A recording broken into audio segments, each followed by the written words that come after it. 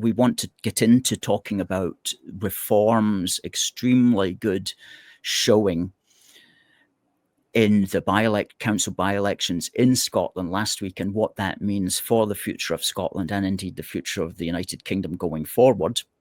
But before we get into that, there's been other stuff on the horizon. And is there anything that's particularly got your goat that you want to lead on? Well, I mean, I've sort of been ducking and diving, keeping my head low, as it were, in terms of political activism. But that's not like you. I know, it's just, it feels like there's not been much in the way of things happening. It feels like everything's happening at once, but then again, nothing's happening. It's sort of a weird paradigm. But what I'm feeling now is, I mean, what particularly annoyed me was the Scottish government taking to the Supreme Court. Oh yes, yes. Tell folks about that, because a lot of folk won't know about that. Well, I mean, the Scottish government, in all their infinite wisdom, decided to amalgamate man and woman and make them one thing, which is impossible. God made us in man and woman, male and female, which is the same present across the entire natural kingdom, natural world. Which it's just shocking to see the revelation that ScotGov's taken to the Supreme Court by For Women Scotland, sort of fronted by J.K. Rowling, and taking them to court to define exactly what a woman is, because apparently in Scotland nobody knows. It's just, it got my goat, because it's like we've not got more pressing issues. As the Supreme Court not got more pressing concerns than to be arguing what a man and a woman is, given the fact that we've known since day dot what a man and a woman is. That we only need the evidence of our own eyes and ears to understand what it is.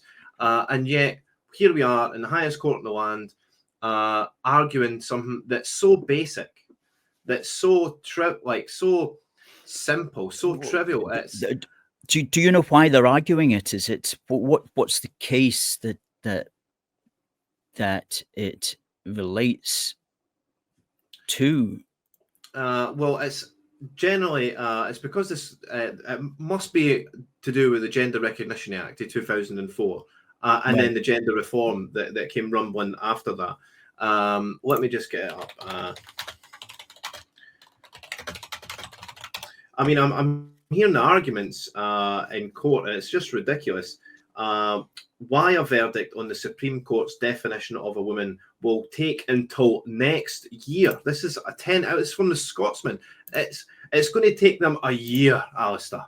It's going to take them a year to find out what the verdict is, what a woman is. It's just ridiculous, and it's all what it is. It's all to sort of encourage people's delusion, or just to say, oh, you know what, just, you know, you can be who you want to be, and instead of telling people the harsh truths that they need to be told, even then, it's not even a harsh truth. It's like, if you are a trans person, it's surely in your mind, you know for a fact that you're one or the other. You're born one or the other, and there is no amount of drugs or surgery you can take that will change your sex. Just, it's impossible. It's simply impossible. And yet, here we are.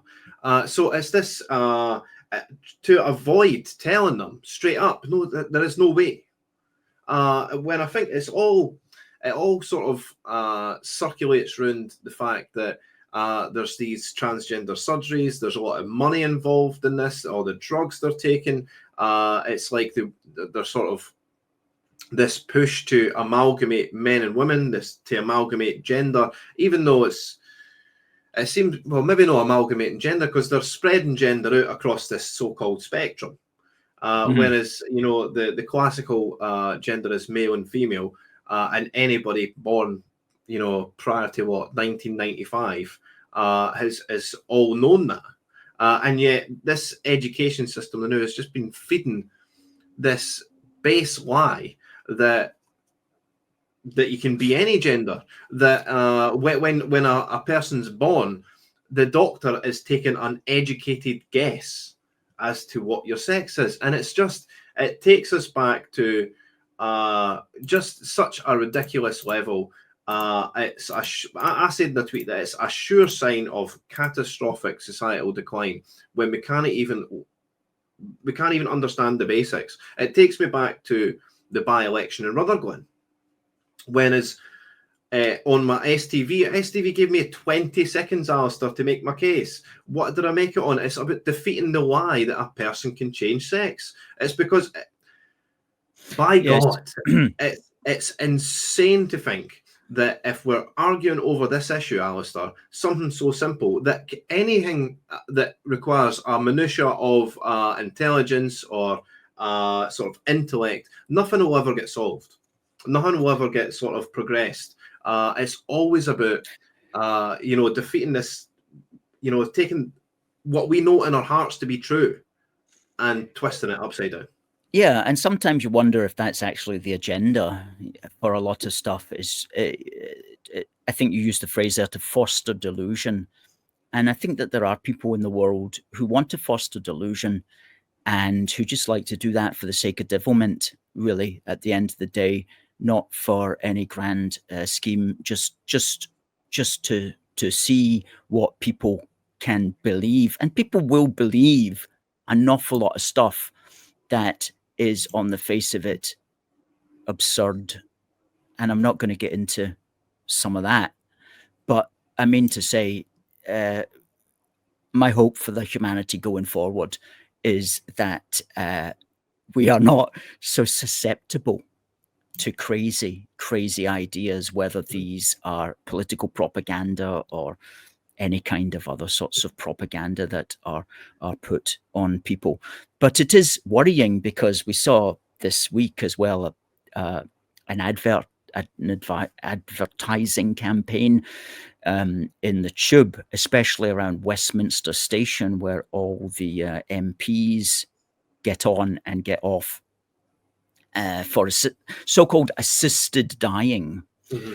And there's going to be a vote on that in Westminster tomorrow, and I believe that's only, though, if it's passed, it'll just be to assist people in England and Wales.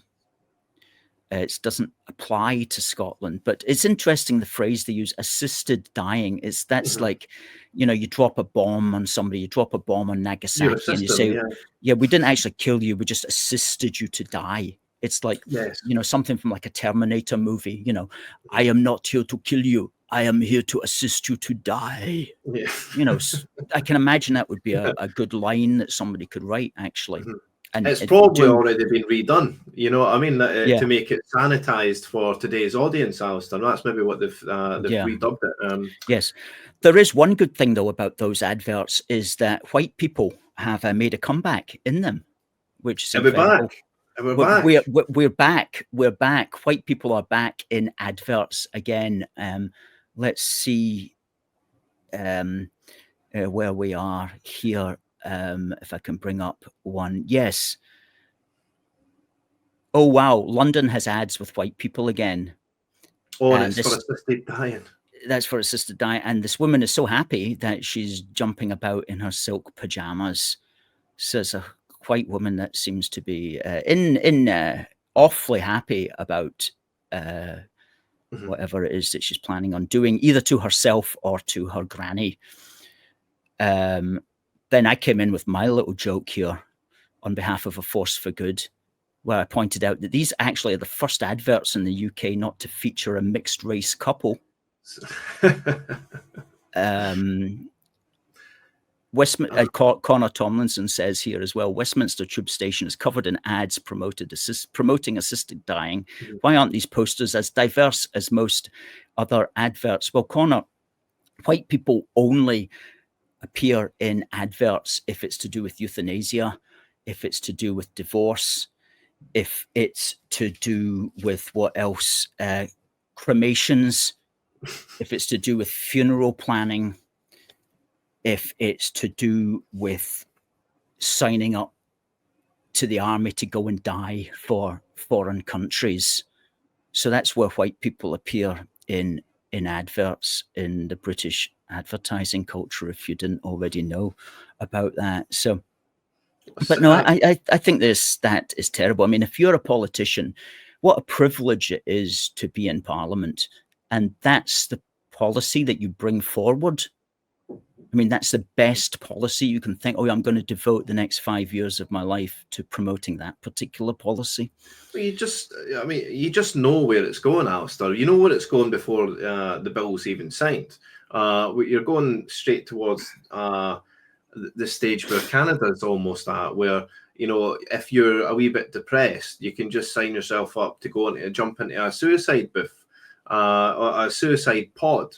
I think there's companies. I mean, this is again, it's very, very similar to the transgender ideology, where you've got this weird circle of sort of anti-human money floating around, where they want to sterilize people with the transgender ideology, and then they want to just straight up murder you with this assisted dying, assisted suicide.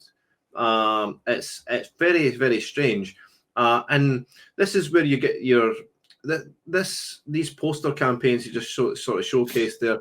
It's like this is where diversity, equity, and inclusion sort of clashes against reality, where we've got too much white people again. We'll feature them in adverts that are promoting death. It's very, very sinister indeed. It's yes, everyone knows again in their heart of hearts this diversity, equity, inclusion. It actually stokes racism. It actually festers it. It makes race relations worse. This inverse affirmative action. It's very, very sinister indeed. But everyone that's sort of promoting this knows exactly what they're doing. And yet the people on the bottom, they're just happy to take the money and put the posters up. Maybe, useless idiots or oblivious to the fact. We're seeing this sort of anti-human lobby really out in force. Yes. Anti-human, I think, is a good way of describing that general tendency that is being promoted by various groups these days. Yeah. Well, talking about something a little bit more uplifting, there's going to be a Reform UK conference in Scotland, I believe, on Saturday. Now, before we speak about that, let's talk about the results that Reform UK got at the recent by-elections. Now, there were several by-elections. I know of 3 in Glasgow, and we can talk about them. But what were your thoughts on the results? Well, I thought, again, they're great results because it shows that Reform are actually moving quite steadily in place. That they're gaining almost everywhere they go, beating the Greens out, huge. Look at the Conservative vote in there, Alistair. This is Mary Hill, which was one of the places, and Reform came in at 3rd place with almost 13%. And look at the Tories, way down. I mean, just incredible. I mean, what other areas here? The Northeast constituency, Reform again in 3rd place, again thrashing the Tories with over 3 times their vote, thrashing the Greens. I mean, Reform gets 336, Green gets 77. And then in Drumchapel, again 3rd place with almost 13%, thrashing almost certainly more, just under twice what the Greens got, thrashing the Tories, 3 times what the Tories got. Really incredible. It's fantastic results. I mean, there's nothing else for it, Alistair, but they're fantastic results. It's a sort of, I want to say a new emerging party, but they're definitely, they've emerged at this point in time. Absolutely. Without any elected people in Scotland, and you're coming in at 13, 14. I think one of those was 18% of the vote. I think that there's overall, with reform, there's a general excitement about reform because it feels like they're the only party that are able to beat this political deadlock that we're in, this death spiral of Labour, Tory, Labour, Tory, Labour, Tory, Labour, Tory, when every other time our quality of life diminishes. Our infrastructure crumbles, the inflation goes up, the price of everything rises, wars begin. This death spiral that Britain's in, this two-party death spiral, it seems like the only party that can break that deadlock is reform, and it's the only party that I've known in my lifetime that have come from zero and then to winning 5 seats in a general election, first past the post system. It's unheard of. It's simply incredible that the fact that they've even managed to do that. Of course, there's excitement there, and I think they just need to roll the momentum into, in this case, in Scotland, 2026, and then it's obviously we're going to see Labour crumbling away. The longer Keir Starmer's in post, the less MPs he'll gain the next election, because Labour are just doing such a horrendous job already. People are already getting buyer's remorse. I feel almost sort of rotten for sort of suggesting to people that you should maybe tactically vote in the last general election, because if you had cast your vote for Labour and then they've taken your winter fuel payment off your grand, or your elderly friends or relatives, you feel partly responsible for that, and it's not a good feeling at all. But this again, the tactical voting only serves the two main parties at the same time, Alistair. The Labour Tory death spiral that we need to break. Absolutely. And you'll see on the lead up to 2026, you'll see the Tories here in Scotland, the Scottish Conservatives. What will they do? What will they sing from the high tops, that they're going to do this for Scotland, they're going to do that, that we are going to make Scotland better, we're going to make your quality of life better? No, they won't. They'll point at reform and say, don't vote for them. This is because it's the biggest threat to the Conservatives is reform. So reform is going to come up and just absorb almost 90% of the Tory vote, which we're seeing pan out in all these elections. I think they've got some literature coming up about this sort of fear in Holyrood, this fear in the sort of public consciousness on the left anyway, of this reform group in Holyrood, this reform MSPs in Scotland. There's a huge fear. This weird paradigm where they must stop it. Why? Well, they must stop people voting for who they want to. Yes, it's so strange. What they recognise in reform, whether they're right to recognise it or not, certainly they see it as totally opposite to what they've been promoting all their years. The sorts of things that we were talking about earlier, largely opposite to a lot of that stuff. These globalists, they're internationalists, they want open borders.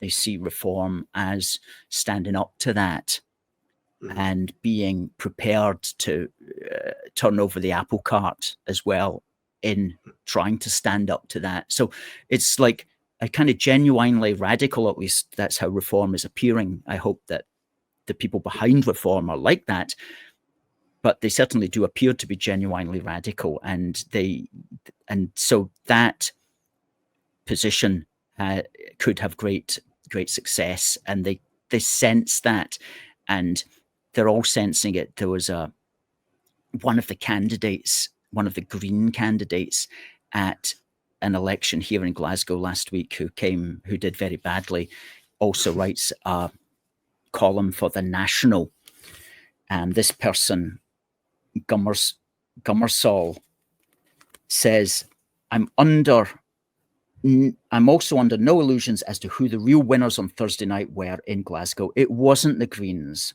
And this is a Green candidate. This is one of the Green candidates speaking.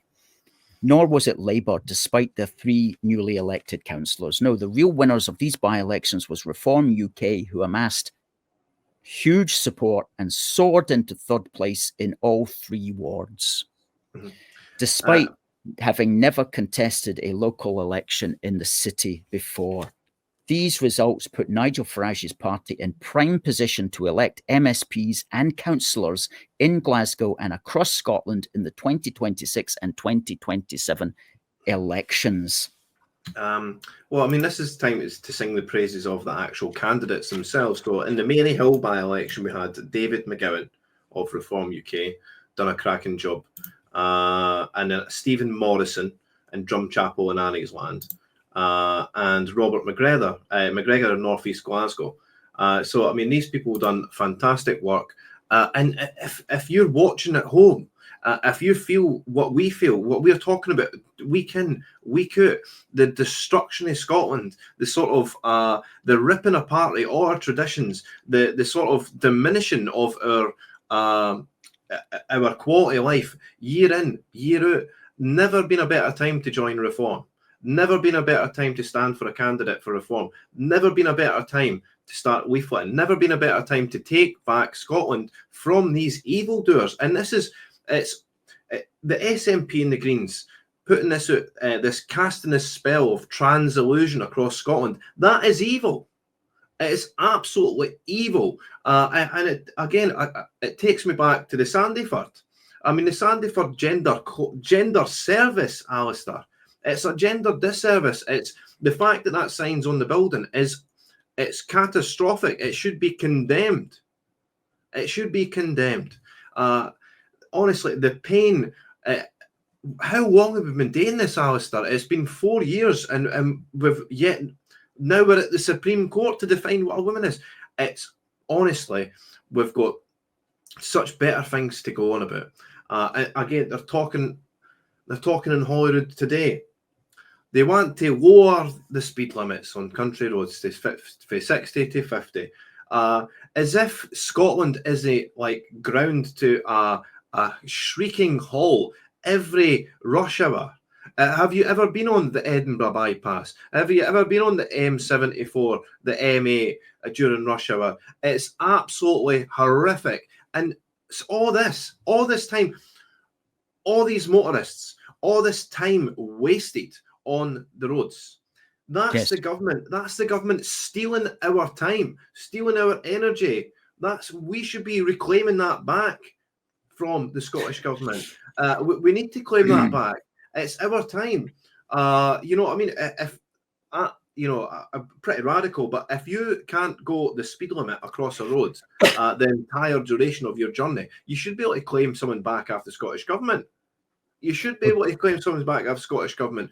Well, there's a policy that could actually get you a lot of votes. Mm-hmm. Well, another one, Alistair, just off the top of my head, I want to re-imburse.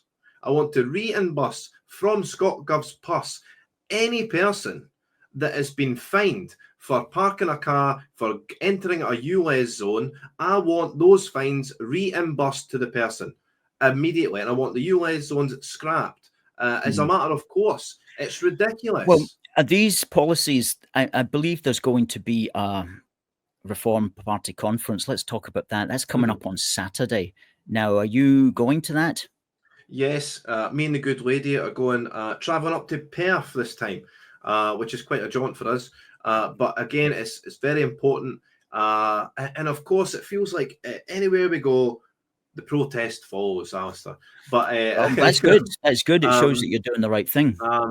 But the Reform Conference is a great opportunity to speak to the higher ups. The chairman Zia is going to be there. Richard Tice is going to be there. The organiser for Scotland, Martin Green's going to be there.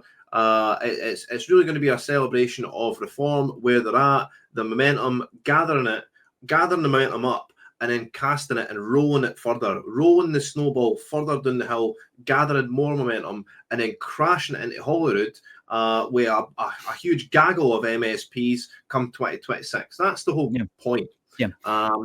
Well, that's a good point about 2026, because Kezia Dugdale, who used to be the leader of the Labour Party, she actually published an article here in the Courier on, it was Monday actually, so it was 2 days ago. Could centre-left parties work together to see off Farage and Reform in 2026? So her grand idea, and I waded through that article, one of the few people in Scotland is supposed to read it, is that basically what they have to do is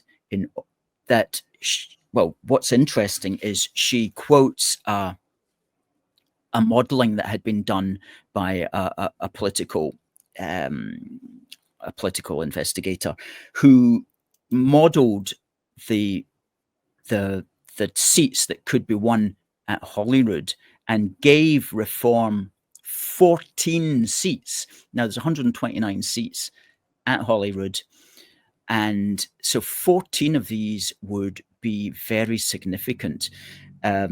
But this modeler had also come up with the point that the SNP would in fact be the largest party, which is possible, at 47, and Labour at 33, Conservatives at 14, the same number as Reform, more than the Lib Dems and Green, which would have 10 each. Now, I'm aware that comes to 128, not 129, so I don't fully follow that. But what she was saying was there's no party there that's got enough to actually control the administration. So she suggests that the SNP and Labour should do a coalition in order to basically keep out Reform, the right, which is to say Reform. And I could see them doing that, quite frankly. I could see them doing that. And again, that would be another good reason not to go down the tactical voting route. Because if you're going to tactically vote for Labour and they end up doing a coalition with the SNP, then what's the blooming point, quite frankly? I mean, I mean, the picture you brought up there. I mean, it's a rogues gallery. This picture. It's actually shocking. I mean, you've got such a waste of space there in that picture. It's shocking, Alistair. I mean, I hear John Swinney talking, and every time I'm like, yes, he's talking, but there's nothing there. He's not saying anything. You know, people are suffering here. We've still got the highest drug deaths here in Europe. We've still got like an NHS is failing. Our roads are still crippled. I mean, what else? There's so much problems here in Scotland to solve, and yet none of them ever get done. And yet we're in the Supreme Court arguing what womenist.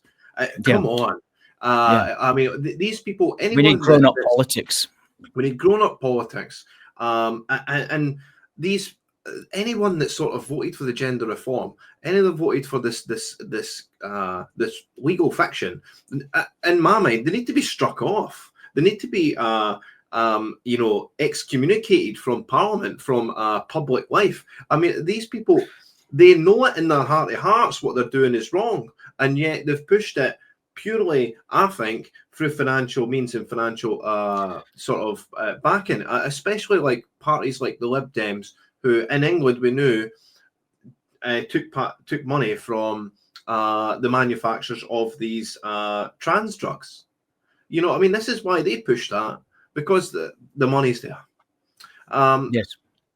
Really, it's that there is no integrity left, Alistair. And I think reform has got the chance of a lifetime, not just in the immediate, and what I mean by that, not the immediate being 2026, it's got a chance of a lifetime to irrevocably change Scotland for the better, where you can actually get working class people into Parliament that is going to fight for the working class communities right across Scotland.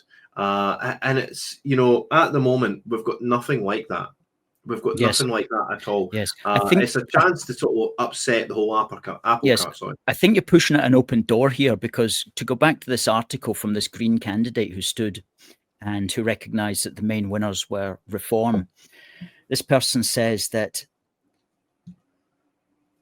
I won't pretend that I wasn't dismayed at a fair few doors during my campaign, with people disenamoured by the Greens starting to see us as part of the same cosy managerial establishment as the SNP and Labour.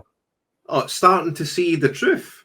Yes. Starting to see through the smoke and the mirrors and the illusion. The sort of veil has been lifted, Yes. Alistair. Yes, and person goes on, the rise of Reform UK conclusively shows that voters are desperate for an alternative to the status quo. Now, needless to say, this person says that that alternative should be radical policies from the Greens. But to be frank with you, the Greens are not the party to take forward any radical policies other than just kind of ridiculous policies like free this and free that for people. And in fact, one of the radical policies that this person suggests is free public transport, you know. So, but I'm sorry, nobody's really impressed by those sorts of piddling around the edges. We need root and branch reform. And I think you are the man. We've got to get you into Holyrood, Niall. But we're at the top of the hour. And let me just draw this to a conclusion. Folks, if you want to, please do follow Niall. He's on x.com/Niall Fraser 8. Now, that's, for those of you listening to the podcast, that's NIALLFRASER numeral 8. And you are also on youtube.com/@the Niall Fraser Show. So you've got a platform there, and we'll be happy to get you on the platform as well. And we're going to have you on next week as well, because you're going to tell us how the conference went, which will be good. And I know we'll want to hear all about that. So Niall, thanks very much for your thoughts tonight. Folks, please do say thanks to our man, Niall. Well, one, thanks for having me, Alistair. It's been a pleasure as always. And thanks to your viewers for listening to my ravings.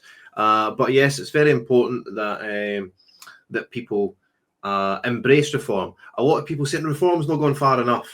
You know what I mean? But I think there's a big plurality in reform now, and I think it literally presents the only opportunity, the credible opportunity that Scotland's ever going to have to sort of to defeat the SNP, the Labour, for a long time. Yes. Oh, it's all that we've got at the moment. I mean, at the moment, that's absolutely it.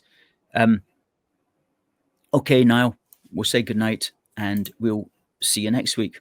Good night. Cheers.